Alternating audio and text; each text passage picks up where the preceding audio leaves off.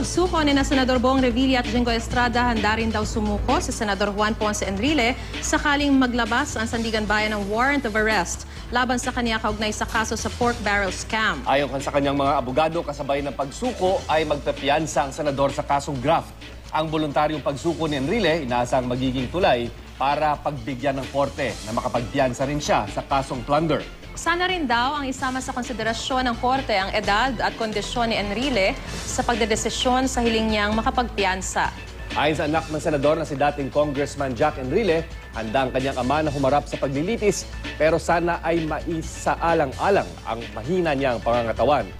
Posible raw na humiling ang kampo ni Enrile ng house arrest.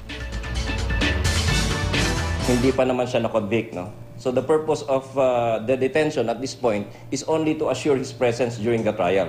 In choosing kung saan siya ikukulong, I think the government should consider yung peculiar circumstances, no, of his age and physical condition, and of course his stature.